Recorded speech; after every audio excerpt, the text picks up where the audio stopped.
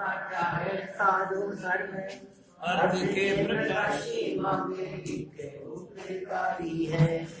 तिनको स्वरूपे जाने रागे ते भाई जो भक्ति काय को नवाई स्तुति को उचारी है। धन्य धन्य तिन्हीं ते काज सब आज भाए कर जोड़े बारे बारे वंदना हमारी है। मंगल कल्याण सुख ऐसो हम चाहते हैं। ओ मेरी ऐसी दशा जैसी तुम धारी है। ओ मेरी ऐसी दशा जैसी तुम धारी है। ओ मेरी ऐसी दशा जैसी तुम धारी है। क्षत्र चूड़ामणि इस ग्रंथ के आधार से जीवंदर कुमार पहुंच गए थे कहीं और अन्य मतावलंबियों के आश्रम में, और वहां आश्रम में पहुंचकर उनकी बातों का निषेध करने लगे, उन्हें समझाने लगे। समझाने का विकल्प उनके मन में आ रहा था और मिथ्या मान्यताओं के बारे में उन्होंने उन्हें उन्हीं की भाषा में समझाने का प्रयास किया। फिर इसी प्रकरण को आगे बढ़ाते हुए कहा कि भाई देह की क्रिया मात्र धर्म नहीं है, नग्नत्व धर्म नहीं है। 7 तत्वों का यथार्थ ज्ञान और यथार्थ श्रद्धान होने पर ही सच में धर्म प्रकट होता है। बोले ये 7 तत्व क्या हैं और इन 7 तत्वों का स्वरूप क्या है, इसे भी थोड़ा सा एक बार आप समझ लो। तो यहाँ 7 तत्वों की सामान्य परिभाषाएं बहुत सरल शब्दों में बतलाई जा रही थी, जिसमें हमने ये देखा कि ज्ञान स्वभावी इस आत्म तत्व को जीव तत्व कहते हैं। ज्ञान स्वभावी आत्मा वो जीव तत्व है, और वो जीव तत्व मैं हूं, ये मैं पने की अनुभूति जब तक न हो तब तक वो जीव तत्व को परिभाषात्मक जान लेने से प्रयोजन सिद्ध नहीं होगा। इसी तरह से ज्ञानानंद स्वभावी जो आत्मा है उससे रहित जहां जहां जीवत्व होने की संभावना या भ्रम खड़ा हो वो सब अजीव तत्व है। आश्रम की चर्चा कल हमने थोड़ी सी विस्तार से की थी। मोह, राग और द्वेष, ये शुभ और अशुभ भाव, ये सारे भाव विकारी भाव हैं। मोह के परिणाम विकारी है, राग के परिणाम विकारी है, द्वेष को तो सब विकारी कहते ही हैं। जहां मोह राग द्वेष को विकारी कहकर के पुकारा, वहां ये मोह राग द्वेष के परिणाम, इनमें कदाचित कोई शुभ भी क्यों न हो तो भी वो विकारी ही है। अशुभ तो विकारी है ही, शुभ भी विकारी है, क्योंकि ये आकुलता के जनक है, ये आकुलता उत्पन्न करने वाले हैं। इसलिए हमारे आचार्य ने कहा शुभ अशुभ वृत्ति एकांत रूप से दुख देने वाली हैं। दोनों ही प्रकार की वृत्तियां जगत में, लोग अशुभ को तो बुरा मानते हैं और शुभ को भला मानते हैं। अशुभ बुरा और शुभ भला ये आश्रव तत्व के संदर्भ में भूल है। पुण्य भी भला नहीं है, शुभ भी भला नहीं है। शुभोपयोग, शुभ भाव, शुभ परिणाम और पुण्य बंधन ये कुछ भी भले नहीं है, ये संसार में ही अटकाने वाले हैं। देखिए इसी से जुड़ी हुई चर्चा जो आश्रव के संदर्भ में कई द्रव्याश्रव और भावाश्रव, इससे जुड़ा हुआ होता है बंध। उस बंध की बात बतलाते हैं। 285 नंबर पेज है। माने पहले आश्रव के 2 स्वरूप समझना भी बहुत जरूरी था। बोलो आश्रव के 2 स्वरूपों में एक को भावाश्रव कहा, एक को द्रव्याश्रव कहा। तुम्हारे कौन सा होता है? तुम कौन से आश्रव को करते हो? भावाश्रव। माने ये जीव द्रव्याश्रव का कर्ता नहीं है। द्रव्याश्रव पुद्गल का परिणमन है। द्रव्याश्रव में कर्मों का आना, वो कर्म अपनी योग्यता से आते हैं, कर्म अपनी योग्यता से बंधते हैं। मैं कर्म को बांध भी नहीं सकता और मैं कर्म को छोड़ भी नहीं सकता। तो बातें तो ऐसी अटपटी सी लगेगी। किसी नए आदमी को जिसने कभी स्वाध्याय गहराई से नहीं किया हो ये बात कह दो कि ये कर्म को बांध भी नहीं सकता और छोड़ भी नहीं सकता, तो कहेगा यार ये पागल है, तो ये पता नहीं है, ये जैन धर्म समझते नहीं है। हम ही तो कर्म बांध रहे कर। देखो जब कर्म बांध नहीं सकता, छोड़ नहीं सकता, अब हम कहे कर्म के फल को भोगे तू बांध ही नहीं सकता तो भोगेगा किसको? भाई ये भेद विज्ञान की चर्चा है। जो लोग व्यवहार में बोलते हैं व्यवहार का कथन है, सच्चा है, व्यवहार के कथन में कोई ऐतराज नहीं है, लेकिन माने तो मिथ्यात्व है। युगल जी बाबू जी की पंक्तियां है ना, वो जड़ कर्म घुमाता है मुझको, यह सम्यक ज्ञान हुआ मुझको।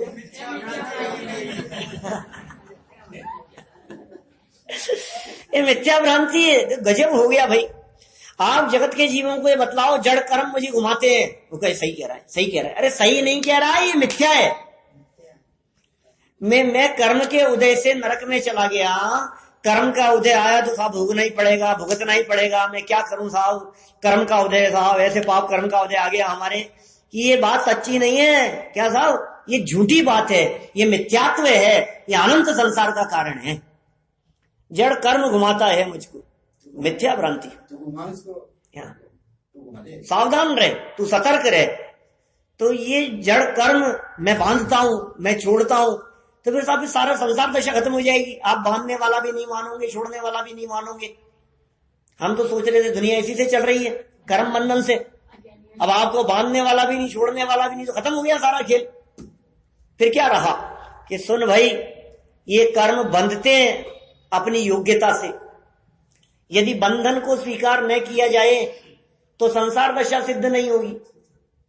तो बंधन तो है, लेकिन बांधा किसने? वे कर्म अपनी योग्यता से बंधे हैं, बांधा नहीं है हमने।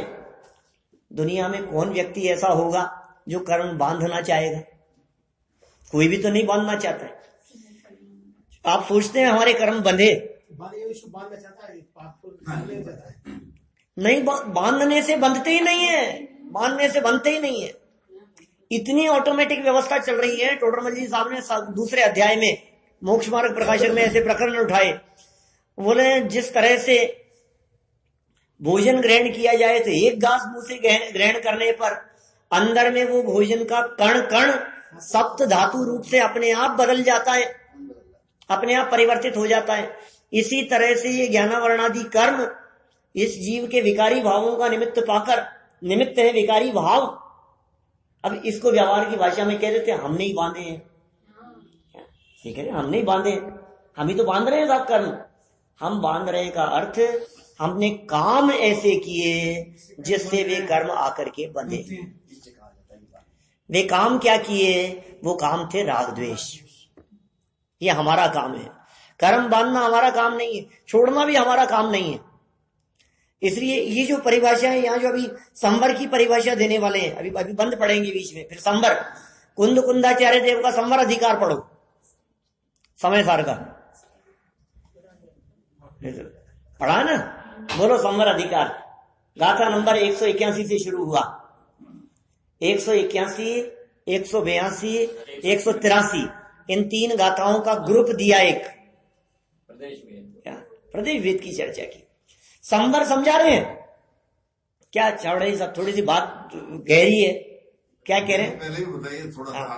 हाँ, आएगा, रेगुलर रहूंगे तो जरूर आएगा। अब आप जयपुर ही नहीं रहो तो बात अलग है।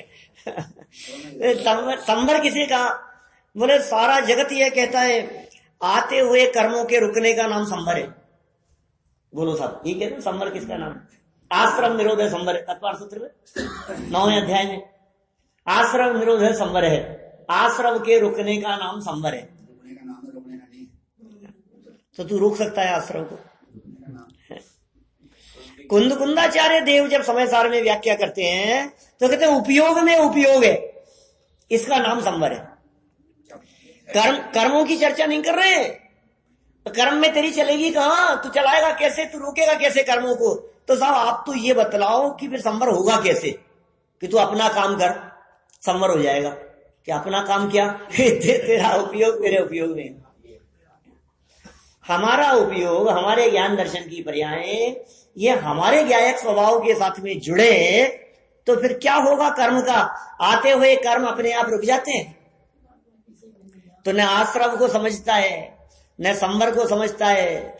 आश्रव को संवर समझ लेता है, बंध में मोक्ष मान लेता है।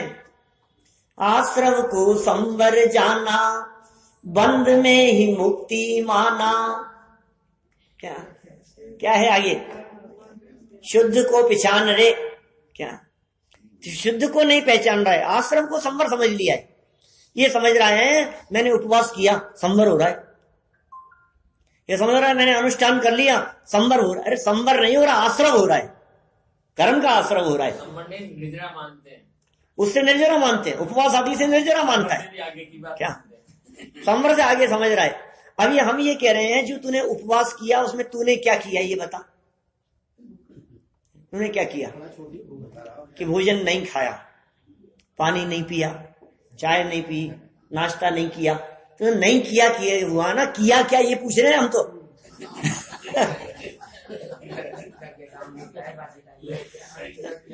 क्या कह रहे हैं? मैंने ये नहीं किया, मैंने ये नहीं किया, मैंने ये नहीं खाया। अरे नहीं पूछ रहे, तूने किया क्या ये बता। क्या पेंडिंग काम? पुराने काम थे उपवास के समय में। अरे नहीं भाई, अपने उपयोग को अपने स्वभाव के समीप ले गया कि नहीं ले गया ये बता।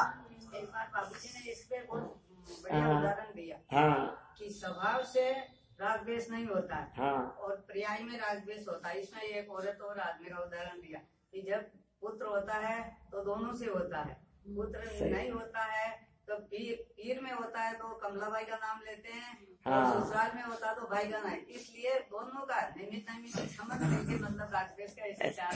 ठीक बात है। द्रव्य संग्रह में चर्चा की है इस तरह की, द्रव्य संग्रह में भी चर्चा आई है, परमात्मा प्रकाश में भी चर्चा आई है। दो जगह पर इस तरह के प्रश्न उठाए गए कर्तापन के संदर्भ में, और नयों की भाषा में उसका जवाब दिया गया।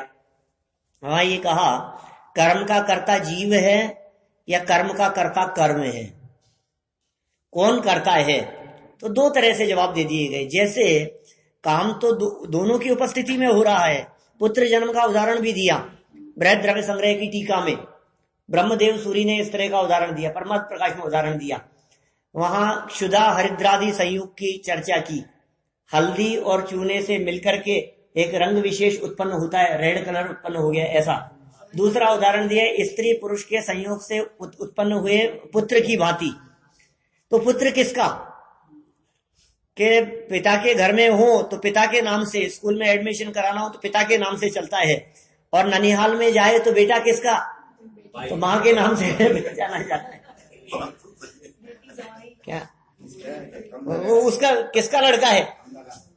कमला का लड़का है। वो किसका लड़का है? वो माने माँ के नाम से, क्योंकि वहां उसके नाम से कोई नहीं पहचानेगा। जवाई को इतने लोग नहीं जानते, उसका लड़का है, भाई का लड़का है। तो सच्ची बात क्या है? तो ऐसे ही आश्रम किसका है? कि कर्म तो कर्म का है, कर्म आत्मा का नहीं है। एक बात ये। फिर दूसरी बात, कभी कभी व्यवहार में की मुख्यता से कहते हैं, तो कहते हैं तेरे ही राग द्वेष परिणामों से कर्म बंधते हैं, तू ही कर्म बांधने वाला है। ये कर्म अपने आप नहीं चिपकते। कर्म अपने आप चिपकते होते तो सिद्ध भगवान के भी चिपकने चाहिए थे, लेकिन सिद्ध भगवान के कर्म चिपकते नहीं है। क्यों? क्योंकि वो ऐसे काम करते नहीं। क्या तो लक्षण हमारे ऐसे हैं। कर्म क्या करे, कर्म को आकर के चिपकना पड़ता है, मजबूरी है। स्वतंत्र विचरण करती हुई कार्माण वर्गणाएं कर्म रूप से बदलती हैं और आत्म प्रदेशों के साथ में आकर के चिपकती हैं। कपूत पुत्र होता है तो ना बाप का है ना बेटा का है। कपूत बोलो। मोक्ष में जाने के बाद में दोनों का नहीं है। हाँ सही बात है। देखिए क्या कह रहे हैं यहाँ, भंवर में फंसने वाले 73वीं गाथा की टीका में जो उदाहरण दिया है समय सार में, कर्म को किसने बांधा? ये समझता है कर्म ने मुझे बांधा। आचार्य देव ऐसा कहते हैं कि तूने, कर्म तेरे को नहीं बांधते, तूने उनको पकड़ रखा है जबरदस्ती।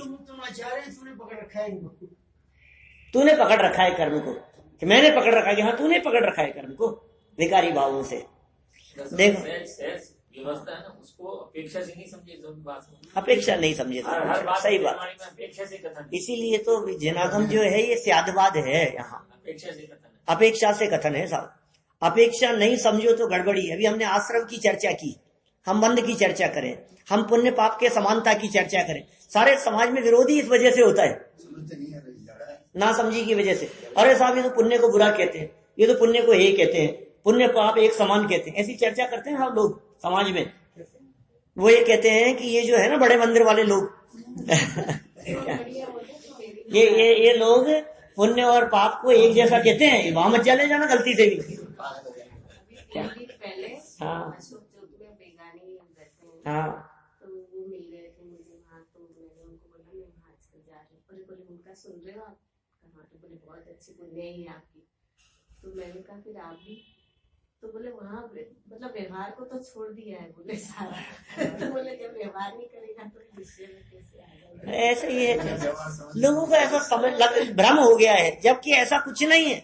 क्या हम रात्रि में कुछ खाते पीते नहीं है, हमारे जीवन पर्यंत के लिए बाजार का त्याग है, आलू प्याज आदि जमीकंद का जीवन पर्यंत के सब चीजों के त्याग है, चमड़ा कभी छूते नहीं है। जीवन में कितनी कितनी बातें, सबके जीवन की बात कह रहा हूँ, आप लोगों के जीवन में भी सब उज्जवल जीवन दिखाई देता है। उसके बावजूद भी लोगों को ऐसा भ्रम रहता है ये तो सब छुड़ाते हैं, ये तो सब पुण्य करने का निषेध करते हैं। अरे निषेध नहीं करते, हम पुण्य का स्वरूप बतलाते हैं। तुम श्रद्धा के लेवल पर स्वीकार तो करो उस बात को। और ये आचार्य देव क्या कह रहे हैं, ये भूल है। ये जब हमने आश्रव तत्व के संदर्भ में कहा शुभ और अशुभ, ये दोनों आश्रव हैं। आश्रव है या नहीं ये बतलाओ, आश्रव करने लायक है या नहीं? आश्रव तो बुरा है ना, 7 तत्वों में से आश्रव तो हे तत्व है ना। 7 तत्वों के नाम लिखो बोर्ड के ऊपर, और बोर्ड पर नाम लिख करके पूछो, बतलाओ आश्रव तत्व हे है, ये है, उपादेय है। आश्रव कैसा है? आश्रव जो है वो हे है, पक्का हे है ना, आश्रव हे है ना। अब हमने कहा आश्रव के 2 बेटे, आश्रव के 2 हिस्से, आश्रव 2 प्रकार का, तो इनमें कौन सा छोड़ने लायक है और कौन सा ग्रहण करने लायक है?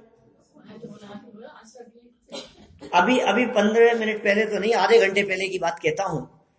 आधे घंटे पहले मैंने वहां क्लास चल रही थी हमारी स्मारक में, तो वो सर्वार्थ सिद्धि में नैगमादि नयों का प्रकरण चल रहा था। तो संग्रह नय की चर्चा करते हुए, अभी की बात कह रहा हूं, संग्रह नय की चर्चा करते हुए मैंने कहा आचार्यों ने आश्रव को दुखकार कहा, आचार्यों ने राग को दुख रूप कहा। ये राग आग है या आश्रव दुखकारी है, भेद मत करना इनमें। उन्होंने भेद कहां किया? भेद तो तू कर रहा है अपनी 1.5 अकल से। आचार्यों ने तो क्या कहा? आश्रव दुखकारी है, आश्रव छोड़ने योग्य है। तो कौन सा, कौन से की चर्चा कहां की आचार्यों ने? तो भेद क्यों डाल रहा है उनमें? आश्रव जब दुख देने वाला है तो पुण्य आश्रव या पाप आश्रव? आश्रव आश्रव आश्रव दोनों गर्भित हो गए उसमें। जब हमने ये कह दिया कि दूध का त्याग करना, तो फिर आप ऐसा प्रश्न करते हो कि गाय के दूध का कि भैंस के दूध का? दूध तो दूध है। मतलब जब संग्रहण का विषय है ना, वो आप अपने 1.5 अकल क्यों लगा रहे हो कि नहीं साहब वो तो इन्होंने दूध का मना तो किया था लेकिन गाय के दूध का तो नहीं किया? जब हो गई बकरी का ले लो। हमने कहा एक चीज के बारे में जब कही गई, हमने कहा आश्रम छोड़ना है, हम नहीं कह रहे, आचार्यों ने कहा, वीतरागी संतों ने कहा, तीर्थंकर परमात्माओं की वाणी में ये बात आई, आश्रम छोड़ने लायक है, आश्रम दुखकारी है। तो उन्होंने सभी प्रकार के आश्रम के लिए कही है कि नहीं साहब, पापाश्रम तो दुखकारी दिखता है, पुण्याश्रम तो हमारे को शुभ दिखाई देता है, अच्छा दिखाई देता है। बहुत बड़ी गलत फहमी में हो। दोहू आई दौड़े धूप, दोहू करने बंधे रूप, याते ज्ञाने बनते नहीं को अभिला क्यों है। याद है क्या नाटक समाचार की लाइन है? जैसे का हूं चंडाली, बनारसी दास जी की, चंडालिनी के पुत्र हैं, पुण्य और पाप दोनों, शुभ और अशुभ दोनों। जैसे का हूं चंडाली जो गल पुत्र जाने तेनी, एक दियो बामन के एक घर राख्यो है। बामन कहायो तेनी मध्य मास त्याग कीनो, और चांडाल कहायो तेनी मध्य मास चाख्यो है। क्या कह रहे? मध्य मास को खाया है उसने। समझ में आई क्या सब बात क्या कह रहे हैं? जैसे का हूं चंडाली जुगल पुत्र जने तिन्ही, एक दियो बामण के एक घर राख्यो है, चांडालिनी के यहाँ एक खुद के यहाँ रख लिया। फिर क्या कहा, बामण कहायो, जो बामण के यहाँ चला गया, उसने मध्य मास का त्याग कर दिया। बामण कहायो तेने मध्य मास त्याग कीनो, और चांडाल कहायो तेने मध्य मास चाख्यो है। तैसे एक वेदनीय कर्म, तैसे एक वेदनी कर्म के जुगल पुत्र, एक पाप एक पुण्य नाम भिन्न राख्यो है। लेकिन दोहू माई दौड़ धूप, पाप में भी दौड़ धूप है, पुण्य में भी दौड़ धूप है। क्या दौड़ते दौड़ते आ जाते हैं, लेट नहीं हो जाए, टाइम हो गया आज तो। ये दौड़ धूप दिखाई देती है या अकुलता है। दोहू माई दौड़े धूप, दोहू कर्म बंध रूप, दोनों में कर्म का बंधन है, मुक्ति दोनों में नहीं है। क्या अंतर, दोहू माई दौड़े धूप, दोहू कर्म बंध रूप, याते ज्ञानवंत नहीं को अभिलाख्यो है। इसलिए ज्ञानी जीव दोनों में से एक की भी अभिलाषा नहीं करते, इच्छा नहीं करते। आकुलता दुख है कि नहीं, आकुलता में तकलीफ है या नहीं, बेचैनी है या नहीं, वो बेचैनी ख्याल में आती है या नहीं, या आश्रम में बेचैनी है, शांति नहीं है। आपके पूजन करने में, आपके भक्ति करने में, आपके व्रत उपवास आदि करने में, आपके प्रवचन सुनने में, सुनाने में, इनकी भागदौड़ में जो आपको आकुलता हो रही है, उसमें आत्मा का निराकुल सुख नहीं है। ये बाधा उत्पन्न करने वाले हैं, ये व्यवधान उत्पन्न करने वाले हैं। आत्म स्वरूप में रमणता छोड़कर कोई व्यक्ति पूजन भक्ति आदि में लग जाए तो कहा तूने क्या किया, ये उत्तम कार्य छोड़ करके कहां हीन कार्य के अंदर लग गया, ये तुझे शोभा नहीं देता है। आप यदि पूजन करने को धर्म कहें तो हम कहते हैं हमारे मुनिराज धर्मात्मा है या नहीं है। अरे हाँ, मुनिराज की क्या बात करो, खूब धर्मात्मा है, तो पूजन कितनी करते, तो पूजन तो करते ही नहीं है। अरे तो फिर कैसे धर्मात्मा इसका मतलब पूजन करना धर्म नहीं है ना। साहब फिर तो जो मुनिराज जो करते हैं, फिर इसका मतलब वो तो धर्म है। फिर वो जो कुछ भी कर रहे हैं, चल रहे हैं, गमन कर रहे हैं, विहार कर रहे हैं, तो फिर हमने कहा सिद्ध भगवान कर रहे हैं क्या? तो सिद्ध भगवान धर्मात्मा है या नहीं है? असली धर्म वो है जहां जहां आकुलता है वहां वहां कष्ट है, जहां आकुलता है वहां बेचैनी है, वहां तकलीफ है, और वो आश्रव है। इसलिए आश्रव को यहां ज्ञानावरणादि कर्मों में निमित्त कहकर हेय कहा गया। अब बंध में भी इसी तरह की बात है, जैसे आश्रव तत्व में बात कही उसी तरह से बंध तत्व की बात कहते हैं। देखिए 4 नंबर पॉइंट 285 नंबर पेज, मोह राग द्वेष पुण्य पाप आदि विभाव भावों में आत्मा का रुक जाना क्या स्वभाव बंध है। आत्मा के राग द्वेष आदि परिणामों की वो चिकनाई, जिन भावों में ये आत्मा अटक गया, आत्मा अटक गया कहा, राग में अटक गया, पुण्य परिणाम में अटक गया, ये भाव बंध है। और उसके निमित्त से पुद्गल का स्वयं कर्म रूप बंधना सो द्रव्य बंध है। क्या पुद्गल स्वयं कर्म रूप बंधे, वो द्रव्य बंध है। बंध समझ रहे हैं आप? आत्मा और कर्म इन दोनों का एक क्षेत्र में जुड़ना, ये बंद हो गया। ये अलग था, ये अलग था, ये दोनों आके ऐसे चिपक गए, इसका नाम बंध। लेकिन ये तो कर्म के साथ में बंध है, ये तो कर्म बंध है। सच्चाई तो यह है कि कर्म से आत्मा बनता ही नहीं है।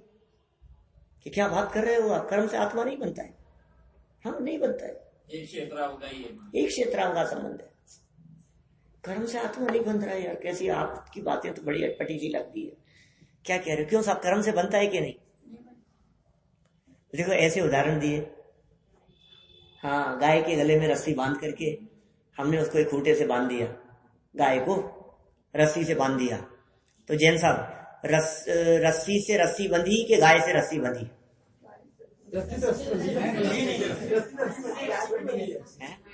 सोचो सोचो थोड़ा सा, किससे किसको बांधा है? आपने रस्सी से किसको बांधा? गाय को, गाय की गर्दन को। तो गाय को बांधा कि रस्सी में गांठ गाय में लगाई आपने? हैं? रस्सी में लगाई है। तो रस्सी से रस्सी बंधी है, गाय से रस्सी नहीं बंधी है। तो फिर गाय बंधी है कि नहीं? गाय बंधन में है कि नहीं? कि जब रस्सी से रस्सी बंधती है तो बीच में गाय की गर्दन है इसलिए गाय बंधी कहलाती है। क्या? तो जो कर्म बंधते हैं, ये कर्म आत्मा के चारों तरफ कर्म से कर्म बंध रहे हैं। आत्मा से कैसे चिपके? आत्मा में तो स्पर्श नाम का गुण ही नहीं है। आत्मा में स्पर्श नाम का गुण नहीं है। आत्मा अनटच है, आत्मा को कोई टच नहीं कर सकता। तो कर्म कैसे टच किएगा? कि ये आत्मा और ये चारों तरफ कर्म चिपके हैं, कर्म से कर्म बंधे हैं, और बीच में आत्मा, तो आत्मा बंधा है जैसे गाय की गर्दन रस्सी में फंसी है। अब जो आत्मा को बंधन के काल में भी, कर्म से बंधन के काल में भी जो उसके मुक्त स्वरूप को देख लेता है, उसको ये कर्म छोड़ के भाग जाते हैं। मुक्त देखो उस आत्मा को, वो मुक्त है। सव्वे शुद्धाहु शुद्ध नया, शुद्ध नय से आत्मा शुद्ध है। आपने कहा देखो, देखने का मतलब दृष्टि, अनुभव, श्रद्धा। क्या? श्रद्धा, ज्ञान, चारित्र, इन तीनों के एक रूपता का नाम है देखना। उस आत्मा को देखो, वैसी श्रद्धा करो, पहले वैसा ज्ञान करो, फिर वैसी श्रद्धा करो, फिर वैसा ही अनुभव करो। क्या? मुक्त हो जाएगा।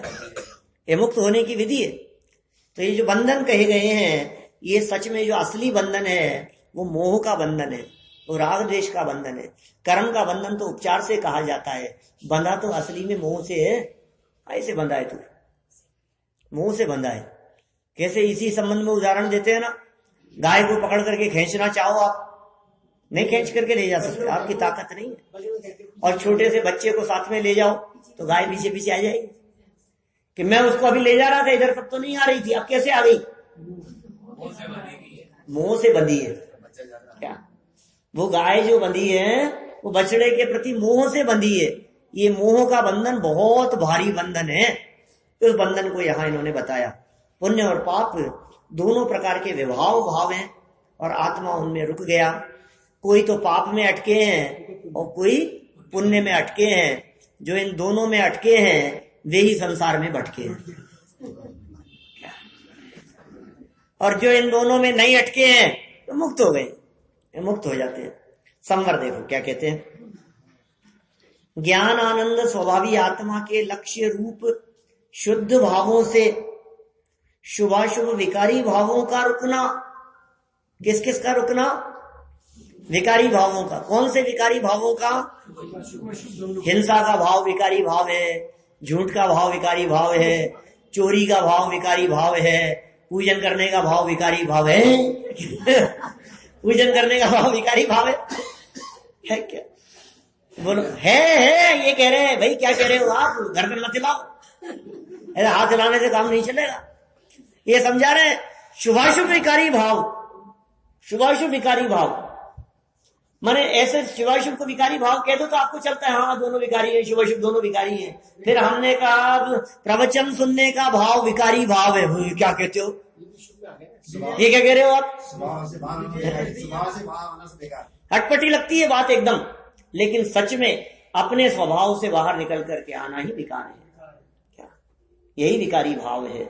इस पुण्य पाप अधिकार का समापन करते हुए जयसेन आचार्य देव ने समय सार की टीका में, दो आचार्यों ने मुख्य टीका लिखी ना, एक अमृत चंद्राचार्य और एक जयसेनाचार्य। तो अमृत चंद्राचार्य की टीका तो बहुत प्रसिद्ध है।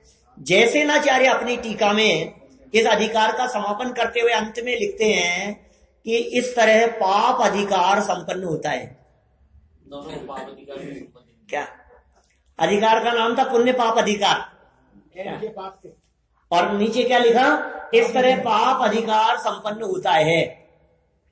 हम जैसे 1.5 अकल वाले बुद्धिमान लोग क्या उनके नहीं शब्द छूट गया है, पुण्य और जोड़ दो, प्रिंटिंग मिस्टेक है, पाप के पुण्य शब्द भी जोड़ दो, पुण्य पाप अधिकार संपन्न होता है ऐसा लिखो। हम ऐसा कर भी देते अपनी 1.5 अकल से, लेकिन अगले ही वाक्य में आचार्य जयसेन स्वामी ने स्वयं प्रश्न उठाया कि अधिकार तो पुण्य पाप है, आप अकेला पाप अधिकार क्यों लिख रहे हो? खुद ने क्लियर कर दिया उस बात को। तो उन्होंने कहा कि जो स्वभाव से पतित कराए उसे हम पुण्य कैसे कहें, वो तो पाप ही है। जो स्वभाव से नीचे गिराने का काम करे वो पुण्य नहीं, वो पाप है। उसे हम भला कैसे कहें, वो तो बुराई है, मुक्ति मार्ग में अड़चन उत्पन्न कर रहा है। तो यहां संवर के संबंध में इन्होंने कहा शुभाशुभ विकारी भावों का रुकना मतलब नहीं होना, इसका नाम है भाव संवर। और तदनुसार नए द्रव्य कर्मों का स्वयं आना रुक जाना, वो है द्रव्य संवर। माने जीव के परिणामों में होता है भाव संवर और कर्मों के आने के रुकने का नाम है द्रव्य संवर। कुछ इस तरह की व्याख्याएं भी मिलती है। आत्मा में अंतरंग में शुद्धि की उत्पत्ति वो भाव संवर, सुख की उत्पत्ति वो भाव संवर, सुख की वृद्धि शुद्धि की वृद्धि वो निर्जरा, और शुद्धता और सुख की पूर्णता वो मोक्ष। शुद्धि और सुख की उत्पत्ति ये संवर, जहां उत्पन्न हुआ सुख उत्पन्न हुआ, शुद्धता उत्पन्न हुई, वो संवर है। जहां शुद्धि और सुख वृद्धि को प्राप्त हुआ वो निर्जरा, और जहां शुद्धि और सुख पूर्णता को प्राप्त हो गया वहां मोक्ष। ऐसी व्याख्याएं मिलती है शास्त्रों में। चलो निर्जरा की तरफ बढ़ते हैं अपन। ज्ञान आनंद स्वभावी आत्मा के लक्ष्य के बल से स्वभाव स्थिरता की वृद्धि द्वारा आंशिक शुद्धि की वृद्धि ही भाव निर्जरा है। बात आ गई ना, आंशिक शुद्धि की वृद्धि, इसका नाम भाव निर्जरा है। और उसका निमित्त पाकर जड़ कर्मों का अंशतः खिर जाना वह द्रव्य निर्जरा है। धीरे धीरे कर्म का खिरना, द्रव्य कर्म का, वो तो द्रव्य निर्जरा है। और अंदर में जो शुद्धि की वृद्धि हुई उसका नाम भाव निर्जरा है। बहुत संक्षेप में सरल शब्दों में कह रहे हैं। आपको इन बातों को गहराई से जानना हो तो 7 तत्व संबंधी भूल का प्रकरण सुनना। 14 प्रवचन है 7 तत्व संबंधी भूल पर, अपने अभी थोड़े समय पहले अपन ने लिए थे। उनमें एक एक की भूल बतलाई है और टोडरमल जी साहब ने मोक्ष मार्ग प्रकाशक में उनको सिद्ध किया है। जैसे देखो, एक बहुत सुंदर एग्जाम्पल देता हूं पंडित जी साहब का। उन्होंने ऐसी बात कही, बतलाओ अहिंसा के परिणामों से बंधन होता है या संवर होता है? तो कहा अहिंसा तो बहुत अच्छी चीज है, अहिंसा से तो संवर होता है। तो बोले हिंसा से क्या होता है? बोले हिंसा से पाप होता है। क्या कहा? हिंसा से पाप होता है। और अहिंसा के परिणाम से यदि संवर मानोगे तो उन्होंने प्रश्न किया फिर पुण्य बंध का कारण क्या है, ये बता। पॉइंट समझ में आ रहा है क्या कह रहे हैं? हिंसा के परिणामों से पाप बंध और अहिंसा के परिणामों से संवर मान लिया तो पुण्य किससे बंधेगा? इसलिए सच्ची बात यह है कि हिंसा के परिणामों से पाप बंद होता है और अहिंसा रूप परिणामों से पुण्य बंद होता है। संवर तो दोनों से नहीं होता, दोनों से बंधन ही बंधन होता है। क्या? कर्म का बंधन ही है दोनों से। अब तुम बताओ, तुम्हें पुण्य अच्छा लगता है कि पाप अच्छा लगता है? दोनों ही अच्छे नहीं है साहब, अपन दोनों ही अच्छे नहीं है, दोनों ही अच्छे नहीं है ना। बोलो 2-4 करोड़ का प्रॉफिट होना हो वो अच्छा है, या 2-4 करोड़ का नुकसान होना हो वो अच्छा है? बोलो, आप जो कहोगे वही। अभी आपके मन की बात बता दो, आप क्या चाह रहे हो? साहब फिर जब दोनों एक समान ही है तो फिर प्रॉफिट वाला ही ठीक है। वो लाभ वाला ही ठीक है। दोनों में समानपन की अनुभूति जब तक नहीं हो तब तक काम नहीं चलेगा। क्या? यहाँ बात वचनों से कहने का नहीं है, कर्णेंद्री से सुन लिया और जबान से कह दिया पुण्य पाप दो संसारा, मैं सब देखन जानन हारा। मैं तो जानने देखने वाला हूं, पुण्य पाप दोनों संसार है। वचनों में ये बात कह दी। अरे वचन से कहने मात्र से काम नहीं चलेगा, श्रद्धा के लेवल पर यह बात स्वीकृत है या नहीं है।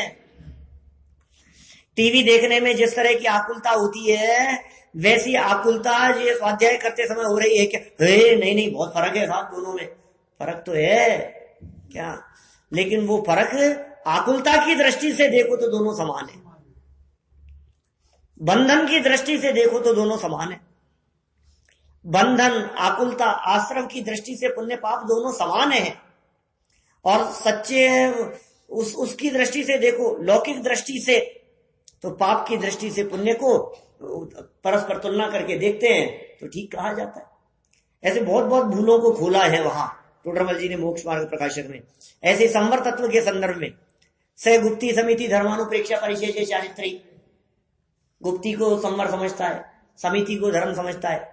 समितियां जानते हैं, इरिया समिति, भाषा समिति, देख करके चलना मुनिराजों के जीवन में होती है ना, ऐसा प्रवृत्ति रूप समझता है। ऐसे ही धर्म, 10 धर्म, अनुप्रेक्षा, 12 भावनाओं का चिंतन, परिचय, जय, चारित्र, इन सबसे संवर समझता है, लेकिन इन सब के स्वरूप को नहीं समझता। हमने कहा गुप्ती, तो शरीर से बिल्कुल स्थिर हो जाने में समझता, अब तो मैं गुप्त हो गया, जबान से नहीं बोल रहा, जबान तो नहीं हिल रही है, लेकिन मन में जो संकल्प विकल्प चल रहे हैं उनका क्या होगा। तो अपने आत्म स्वभाव के अवलंबन बिना गुप्ती आदि सच्ची होती नहीं है। फिर इसी तरह से निर्जरा तत्व संबंधी भूलों में ऐसी चर्चा की, बाहरी तपस्या आदि करके ये समझता है कि निर्जरा हो रही है। जड़ की क्रिया शरीर की क्रिया से धर्म समझता है, शरीर की क्रिया को भिन्न समझना वो इसके समझ में नहीं आता है। तो असली यथार्थ बात को जब तक न समझे तब तक ये भ्रम रूप स्थितियां बनी ही रहती है। एक और है, देखो मोक्ष पढ़ लेते हैं, अभी पूरी करते हैं, फिर अपन मोक्ष की बात को पढ़ के। ज्ञानानंद स्वभावी आत्मा के लक्ष्य के बल से, बल है आत्मा का, लक्ष्य अपने आत्म तत्व का, उसके बल से शुद्धि की पूर्णता, क्या उसके बल से जो शुद्धि की पूर्णता हुई, पूर्ण वितरागता हुई, वह ही भाव मोक्ष है। और निमित्त कारण रूप द्रव्य कर्म का सर्वथा नाश हो जाना, वह द्रव्य मोक्ष है। यहां तो इनकी परिभाषाएं बतला दी, सातों की परिभाषाएं बतला दी। अब कुछ विशेष कहते हैं 3 लाइन में इनके बारे में। उपयुक्त 7 तत्वों का स्वरूप अयथार्थ जानना ही मिथ्या ज्ञान है। 7 के बारे में अयथार्थ जान लिया, जैसे इंद्रलोक थाने को अजाने लोग कहीं मोक्ष हो गया साहब, शमशान तक को मोक्ष द्वार, मुक्ति मिल गई, शरीर छूट गया, मोक्ष हो गया। देह मुक्ति को मुक्ति समझता है। कहां मोक्ष की मिथ्या भ्रांति है, किस किस को मोक्ष समझ लिया है, शरीर छूटने को मोक्ष समझ लिया, मोक्ष हो गया। इसका नाम मोक्ष नहीं है, कर्म बंधन से मुक्ति का नाम मुक्ति है। देखो अयथार्थ जान मिथ्या ज्ञान है। जैसे पुण्य से संवर निर्जरा मानना, बहुत संक्षेप में भूल बतला दी इन्होंने यहां। पुण्य से संवर समझना या पुण्य से निर्जरा समझना, ये भूल है, ये मानना, ये मिथ्यात्व है। शरीर की क्रिया से धर्म मानना मिथ्यात्व है, बहुत खतरनाक है। ये धर्म समझ लिया हमने। अरे लोग तो शरीर की ऐसी ऐसी क्रियाओं को धर्म समझते, गंगा स्नान धर्म हो गया, सिर्फ स्नान किया और पुण्य हो गया। शरीर की ऐसी क्रियाएं, थोड़ा दान दे दो है और पुण्य हो गया, जाकर के जल चढ़ाया हो तो पुण्य हो गया। क्या क्या कर रहा है, ये पुण्य भी नहीं है वहां, इस जड़ की क्रिया से। जड़ की क्रिया से ना पुण्य होता है, ना जड़ की क्रिया से पाप होता है। इस क्रिया के साथ में इस जीव के जिस तरह के भाव जुड़ते हैं, उससे पुण्य पाप कर्म का बंधन है। शरीर के करने से नहीं, करने के साथ में आपके भाव कहाँ है, उससे पुण्य पाप कर्म का बंधन है। उससे भी बंधन पुण्य पाप का है। और मानता संवर निर्जरा है, ये महान पाप है। शरीर की क्रिया से धर्म मानना, निजात्म तत्व को शुद्ध नहीं मानना, आत्म तत्व को, और मोक्ष में सुख का अभाव मानना। मोक्ष में सुख का अभाव समझ ले, मुझे ध्यान है 1991 के आसपास की बात है, 1991 1992 है। उस समय मैं 6 डाला पढ़ाता था हमारे मंदिर में सामने। तो हमारे वो हैं अम्मा जी हैं, एक काकी जी कहलाते हैं, तो बोले चर्चा चलते समय जब दूसरी तीसरी ढाल की जब चर्चा चली मोक्ष के बारे में, तो मेरे से ऐसा बोले कि मोक्ष में आत्मा थोड़ी ना होता है, मोक्ष में तो कुछ भी, खाली मोक्ष में तो कुछ नहीं होता है ना। माने मोक्ष ऐसा समझते हैं कि मोक्ष में कुछ भी नहीं है, शून्य, शून्य को मोक्ष समझता है। सुख के अभाव, सुख भी नहीं है, दुख भी नहीं है, कुछ भी नहीं है, उसका नाम मोक्ष है। ऐसा नहीं है भाई।